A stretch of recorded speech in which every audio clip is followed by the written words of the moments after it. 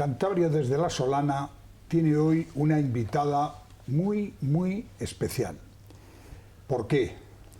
En primer lugar, porque es una joven escritora que ha conseguido algo nada fácil en estos tiempos, y es que un libro suyo lo publique una editorial de tanto prestigio como Libros del Cao, lo cual significa que ha entrado ya en la primera división de los escritores, precisamente en unos momentos en los que las dificultades para publicar de muchos escritores jóvenes son enormes, hasta el punto de que están recurriendo a la autoedición y a hacerse los libros por su cuenta.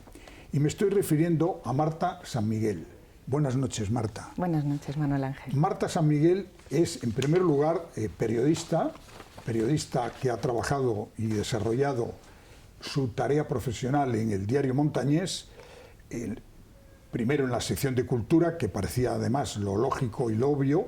Después estuvo en el Canal 8 de la televisión regional del diario Montañés, y ahora es redactora de cultura y también de los grandes reportajes de los fines de semana. Lógicamente es licenciada en periodismo por la Universidad de Navarra y tiene algo que también la caracteriza de una manera muy singular, y es que ha cursado una larga variedad de cursos sobre cómo escribir literatura, cómo escribir libros, y me refiero pues a tener maestros de la talla de Juan José Millás, de Juan Goytisolo, de Lorenzo Silva, o de Espido Freire, o de Fernando González Urbaneja, lo cual indica pues que tiene una formación literaria fuera de lo común. Y ahora estamos aquí porque acaba de presentar un libro titulado Una forma de permanencia. Este libro, de pequeño formato y de largo e intenso contenido, que además tiene una característica, y es que está desarrollado, pensado y ubicado en nuestra tierra, en Cantabria, concretamente en Santander, y para más señas, no deja de ser una historia de aquella manera de el Racing, nuestro equipo de fútbol, que además, como acaba de ascender a segunda división, pues está mucho más de moda. Es un libro en el que se habla de fútbol y del futbolín, que no es ninguna tontería, ese artilugio en el que todos, yo creo, hemos jugado alguna vez y nos hemos entretenido. Pero vamos a empezar la conversación con Marta San Miguel. Bueno, en primer lugar, este libro, Una forma de permanencia, ¿qué es? Unos recuerdos nostálgicos de tu primera juventud, un ensayo sobre la nostalgia, un libro de memorias, un canto al fútbol y al racinguismo. Es todo eso, pero por encima de todo yo creo que lo que vincula todas esas explicaciones es la reivindicación de la memoria emocional a través de un equipo de fútbol. Es decir, uno puede quedarse con que el Racing sencillamente es un equipo, pero ¿por qué reducirlo a eso? Es decir, te guste o no el fútbol, hay memorias, hay recuerdos que te vinculan con las experiencias que le han ido pasando al equipo de tu ciudad o de tu región. Y este libro lo que intento hacer es, a través de la historia del Racing, hacer un recorrido de la memoria emocional que nos une a todos. Es decir, ese vínculo por el racinguismo, que muchas veces se queda en lo puramente deportivo, yo reivindico que hay algo más. Ese algo que nos une y que es mucho más poderoso que resultados deportivos, que este magnífico ascenso.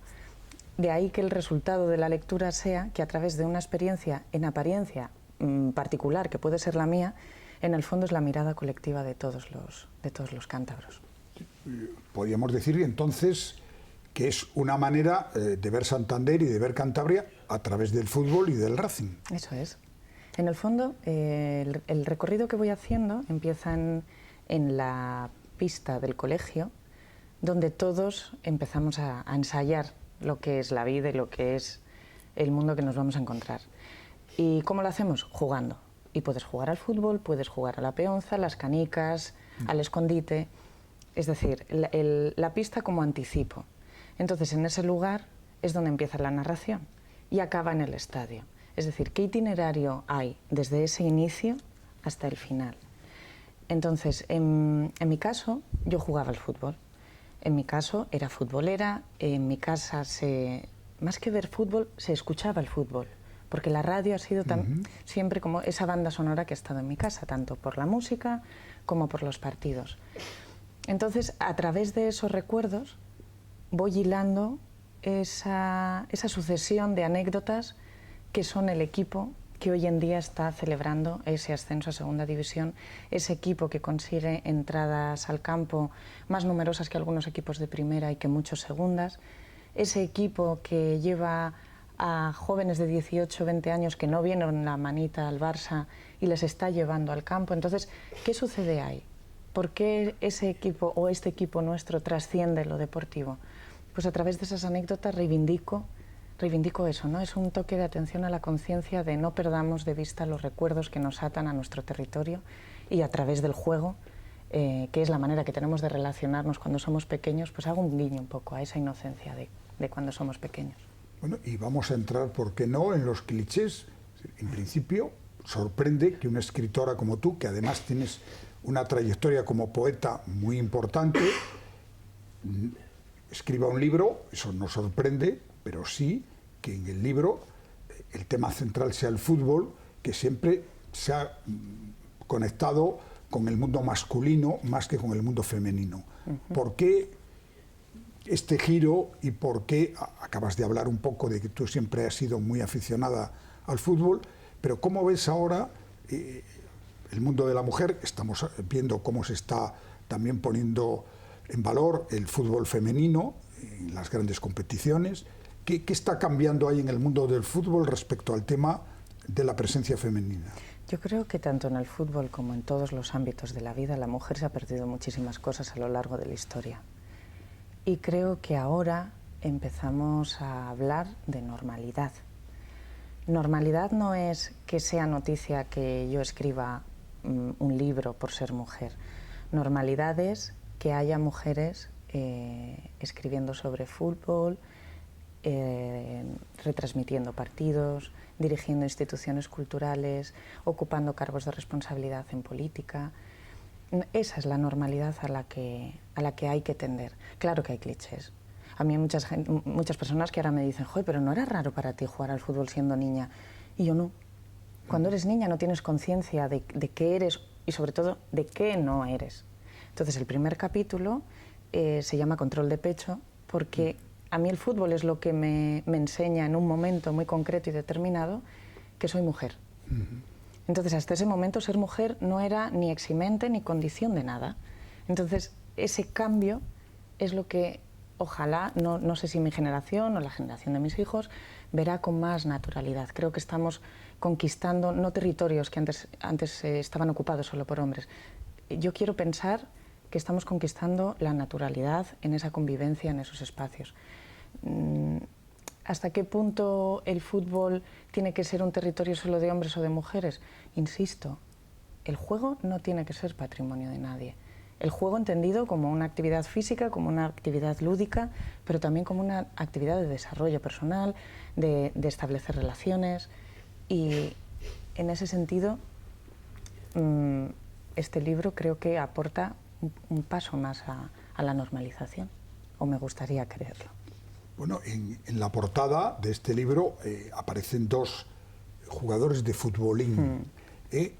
¿Hasta qué punto el futbolín ha pasado de moda? Yo veo que ahora los niños lo que juegan es con los videojuegos, con el joystick, etcétera, y aquel juego ruidoso, divertido del futbolín va desapareciendo. ¿Cómo ves tú el tema del futbolín y qué sensaciones te transmite? ¿Qué sensaciones me transmite? Las mismas que cuando yo era pequeña. En casa tenemos un futbolín chiquitito, chiquitito. Yo aprendí a jugar con uno de los grandes de mango de acero, que había que echarle el 3 en 1 cada domingo, porque si no aquello no había quien lo moviera. cambié la pista de fútbol por el futbolín, por cuestiones que no voy a desvelar. El que lo quiera saber, que lea el libro. Eso es. El futbolín es esa manera de convertir el terreno de juego en un lugar asumible. Es decir, alrededor de los mandos se genera una especie de cosmos en el que solo los que están con los mangos en la mano se enteran de lo que está pasando. Es decir, a mí me encanta jugar al futbolín, pero no hay nada más aburrido que ver una partida, sobre todo cuando tienes tu moneda esperando a que uno de los dos pierda, ¿no? Aludiendo al comentario que hacías de los niños. Yo tengo 2 hijos y el mayor ya empieza a jugar a la videoconsola, al ordenador. Entonces, yo no creo que sea excluyente. Es decir, me gusta verle jugar porque juegan en línea con otros niños, siempre y cuando ese tiempo de juego haya más tiempo de juego dedicado a otro tipo de juegos. Puede ser montar legos o puede ser el futbolín que tienen en casa. El hermano pequeño, pues le pongo un taburete y juega con él. Y se trata, no sé, de vehicular esa manera de socializar y de relacionarnos. Y creo que coincido contigo, cuando llego a un bar y veo un futbolín, digo, este sitio tiene algo. Porque es como todavía reservamos un espacio a relacionarnos de otra manera que no sea esa frontalidad, ¿no? Existe otra manera de combinar es otra forma de mantener una conversación, jugando. Bueno, este libro, insisto, titulado Una forma de permanencia, un juego de palabras sobre la permanencia del Racing en Primera División, etcétera, etcétera, donde aparecen pues, personajes tan indefinibles como Peterman o algunos otros, por tanto un libro interesante para los santanderinos, pero la pregunta que yo me hago es, bueno, tú tienes ya una trayectoria literaria importante, Libros del Cao, y lo he dicho al principio, es una editorial de mucho prestigio, que selecciona mucho aquello que publica, es decir, no estamos hablando de editoriales donde realmente van a que cualquier escritor que quiera publicar su libro le cobran un dinero y se lo publican, sino todo lo contrario. Y mi pregunta es, ¿no será un tema demasiado local para que trascienda fuera de las fronteras de Cantabria? Libros del Cao, como bien has dicho, es una editorial nacional y creo que es una editorial coherente desde el punto de vista que apuesta por el periodismo como contenido en todas sus formas. Ese periodismo que muchas veces hemos hablado que está en riesgo por la velocidad, por la inmediatez, por los nuevos formatos, esta editorial apuesta precisamente por lo contrario. O sea, por mantener el largo recorrido como una forma de informar, donde prevalezca la información y las historias bien contadas. En ese sentido, tienen una colección que se llama Hooligans Ilustrados. Entonces, hay distintos autores que han hecho un libro como este de sus equipos. Entonces, en la última página, el que quiera ver la relación de autores y equipos que hay, se puede ver quién está. Entonces, perfecto, ahí tenemos desde el Real Madrid hasta el Barcelona, pasando por el Atleti, el Español, el Zaragoza, por ejemplo, la Real Sociedad. Es Enrique González, que es uno de los mejores periodistas que hay en este país. Está Manuel Javois, está Nacho Carretero, está un novelista de la talla de Ignacio Martínez de Pisón. Todos ellos han escrito de un equipo en particular. Pero ¿qué es lo que hace grande a un equipo? Los títulos que tiene en sus vitrinas, la historia que tiene detrás, el heroísmo que desprende. No creo que haya fronteras geográficas con este tipo de historias. Sí que hay una cercanía emocional, lógicamente, del lector santanderino o el lector cántabro, por aquello de que va a sentirse totalmente identificado con todas las historias. Pero cuando estás hablando de algo que trasciende a un suceso, cuando estás hablando de algo que apela más a la memoria emocional de cualquier joven de los 90, de los 2000, de los 80, da igual el escenario. Es como acotar las historias del cine al país de procedencia de esa película. Yo creo que más allá de Peterman, de Manolín, al que todos queríamos mucho, hago un capítulo entero dedicado a Nando Yosu, el personaje está ahí, pero la potencia de esos personajes es su historia. De ahí que cualquier lector yo creo que pueda alcanzar a a empatizar con ellos, ¿no? De la misma manera que a mí me ha sucedido leyendo, por ejemplo, a Enrique Ballester, que es un fantástico periodista de Castellón, que yo no tengo ningún vínculo con esa ciudad, pero esta colección lo que hace es eso, ¿no? Trasciende lo puramente deportivo e intenta ir más allá y utiliza el juego como excusa. Bueno, y otro fenómeno también que yo creo que merece un comentario. Bueno, el fútbol ha sido, al menos durante bastante tiempo, algo así como la antítesis de la literatura, de la cultura. Los futboleros eran gente intelectualmente de segunda división, por no decir de tercera o de regional, y sin embargo, ahora, por ejemplo, esta colección mezcla muy bien literatura, gran literatura, con fútbol. ¿Cómo se ha hecho esta transformación? Dos de mis grandes poetas de cabecera, José Hierro y Gerardo Diego, tienen fantásticos poemas dedicados al fútbol. La editorial Visor, con Chus Visor y Luis García Montero, publicaron un libro que se llama El balón envenenado, que se lo recomiendo a todos los futboleros que lo lean, porque es una antología de autores que dedican versos a sus equipos, al fútbol, al balón. Creo que no está tan lejos. Es decir, ha habido muchos autores que han escrito sobre fútbol. Creo que somos nosotros un poco los que tendemos a alejar las distintas disciplinas. Existe como ese doble rasero, ¿no? De alta cultura, baja cultura, lo popular, lo elitista. En mi casa escuchábamos Wagner los sábados por la tarde y después poníamos el carrusel. ¿Eso desentona? Para mí no, porque para mí ha sido la tónica habitual. Lo digo en el libro, yo no tenía tele en el salón, tuvimos una tele pequeñita ya siendo más mayores, entonces mi memoria gira en torno a sonidos. ¿Por qué voy a tener que prescindir del fútbol, de la diversión que aporta, de ese jugueteo como, no sin importancia, porque he visto a gente llorar por un gol o por un penalti fallido? ¿Por qué compartimentarlo, no? Entonces, si la literatura es esa búsqueda de héroes, de emociones, de respuestas, de actitudes que nos expliquen, ¿cómo no vas a encontrar una historia descomunal en el plante que hizo el Racing en la Copa del Rey? Entonces, creo que hay que ir, no sé, intentar ir más allá de los clichés. Claro que en el fútbol, pues ojalá que más gente leyera, pero no del ámbito del fútbol, de todos. La cultura tiene que, o sea, echo de menos ese trasvase, ¿no? Que exista más cercanía, más comunicación entre todos los ámbitos, que la cultura salga y que se abra y que la gente también esté predispuesta a entrar en la cultura. No está tan lejos la cultura de la realidad. Bueno, y de hecho no lo ha estado, es decir, históricamente, por ejemplo, José María de Cossío fue presidente del Racing.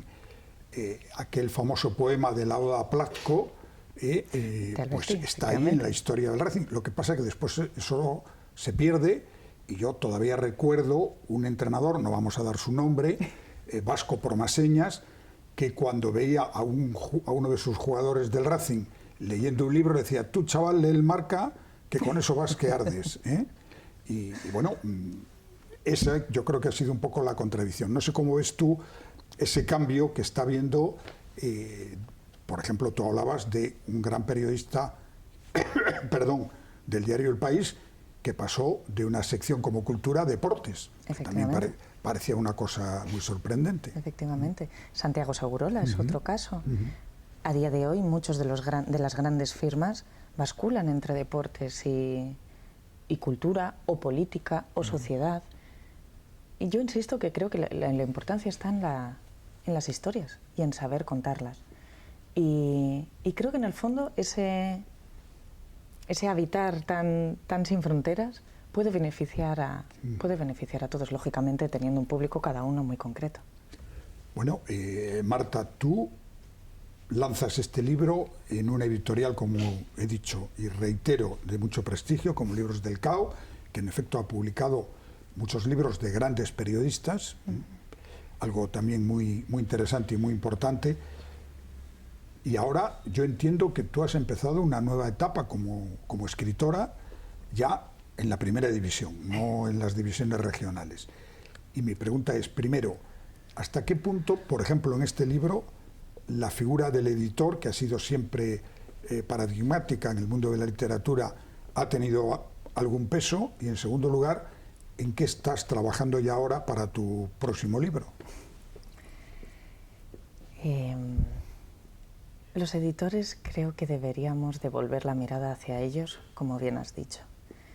Este libro yo no lo habría escrito si no fuera por mi editor, que además tiene un vínculo con Santander. Libros del Caos es un equipo de 5 personas y uno de ellos es de Santander. Entonces, tiempo atrás ya me ofreció escribirlo. Y a mí me sorprendió porque mi primera reacción fue decirle: tú conoces mi pasado como aficionada al fútbol, pero yo pertenezco, digamos, a la sección de cultura, me muevo como en ese territorio, y es curioso cómo te conviertes tú mismo en un cliché del que tratas de oír. Y él lo vio. Él vio la historia antes incluso de que yo fuera capaz de contarla. De ahí que yo reivindique la importancia de los editores, porque luego cuando le entrego el original, él sabe desbrozar, apenas tocó nada, mantuvimos el título, mantuvimos la estructura. Me quitó un par de párrafos que decía: te estás yendo bueno, que tampoco viene al caso, a algo que era extradeportivo, ¿no? que convertía toda la historia literaria y lo bajaba al barro del fútbol. Decía: no, quitemos esto y mantengamos lo que es el libro tal y como lo has escrito. Y de ahí creo que Emilio Sánchez Mediavilla, que es el editor, es el que tuvo el gran acierto. Luego estarán los lectores, que serán los encargados de juzgar y decidir si efectivamente fue un acierto o no. Pero la historia la vio él, me dio la oportunidad y me dijo: escribe. Y creo que ese es el mejor de los aciertos en un editor. La segunda parte de mi pregunta era: ¿en qué estás trabajando ahora y qué proyectos tienes como escritora, al margen de los que ya tienes como periodista? La poesía siempre está. Hay quien me ha dicho: ¿cómo es posible que hayas escrito un libro de prosa? ¿Ya no escribes poesía? Y yo la poesía nunca la voy a dejar, porque una vez la lees, la sientes, la vives y la escribes. Ahora no escribo versos, escribo de otra manera.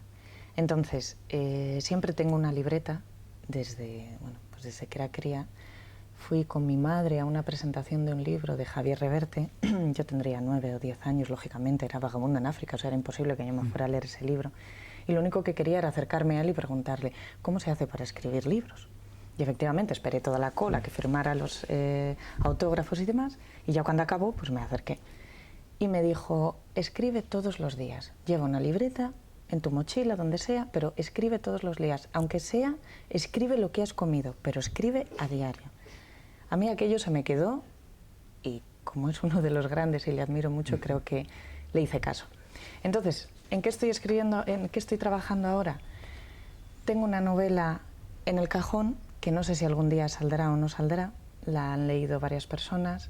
Intenté en su día hacer las correcciones que un editor me hizo tras leerlas, pero creo que me voy a meter en un proyecto nuevo que sigue un poco el hilo de este libro, es decir, una narración que juega un poco con mi propia biografía, pero no hablando de mí, sino cómo a través de las experiencias particulares podemos contar algo que va por encima, ¿no? Que nos involucra un poco a todos. Entonces, ahora mismo, después de haber acabado la cobertura de las elecciones, después de haber sacado el libro y que ya todo vuelve a la normalidad y estoy ya recuperando la rutina, pues tengo que coger ese golpe de pedal, ¿no? Que dicen los ciclistas, para sentarme y decidir si retomo la novela o empiezo este proyecto nuevo que ya tiene 3 capítulos y está empujando por convertirse en algo más serio. Pero sí, creo que es prosa y va a ir por esa dirección. Bueno, una persona como tú, periodista y escritora, bueno, escribir y el propio periodismo yo creo que se aprende leyendo mucho, y que la lectura es un poco el alimento general y fundamental. ¿Qué escritores te han impactado más, te han marcado más o simplemente te gustan más? Cada época tiene sus nombres. Yo lo comparo a medida que vas creciendo, vas escuchando distinto tipo de música, pero de la misma manera que en música el que nunca falla y siempre ha estado es Beethoven, en la literatura siempre está Natalia Ginzburg y siempre está Pepe Hierro. No falla, están en todas las etapas de mi vida. De unos años a esta parte, John Cheever y James Salter han sido dos autores descomunales para mí. En poesía, Luis Rosales, Luis García Montero, Chantal Maillard, Elena Medel, Lorenzo Oliván. En relato, últimamente, he leído y releído a Lucía Berlin. Y últimamente estoy deambulando por editoriales pequeñas que sacan textos que se alejan un poco de esa literatura a la que estamos como más acostumbrados, ¿no? Y bueno, me refiero a escritoras como Maggie O'Farrell, como Rachel Cusk. Entonces voy moviéndome por esos territorios en los que de repente encuentro un autor y digo, uy, Vivian Gornick, por ejemplo, me pareció otro gran hallazgo, lo publicó Sexto Piso y he leído varias veces los 2 volúmenes que ha publicado.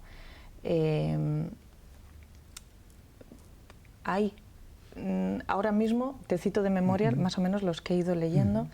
El último que acabo de terminar ha sido La lección de anatomía de Marta Sanz. Voy por novedades y por clásicos. Me voy moviendo, o sea, me agarro a esa especie de vorágine literaria que te llega por anuncios en prensa, por los suplementos, por las mesas de novedades, pero luego siempre tiro a este autor, ¿no? Y luego que soy un poco voraz, que como agarre a un autor me leo todo, hasta que lo agoto, que eso es lo que me pasó con Salter, y creo que es un autor que me ha marcado muchísimo, un antes y un después, leerlo. Y lo mismo, bueno, pues Natalia Ginzburg, que siempre la he llevado conmigo. Pues muchísimas gracias a Marta San Miguel. A ustedes recomendarles este libro, Una forma de resistencia, especialmente a los racinguistas, ahora que además están todos de subidón porque han conseguido ascender a segunda división, y desde luego desearla que en su nueva etapa como novelista, como ensayista, y sin perder lógicamente su faceta de poeta, pues siga teniendo muchos éxitos Marta San Miguel. Muchas gracias. Gracias y buenas noches. Buenas noches, gracias.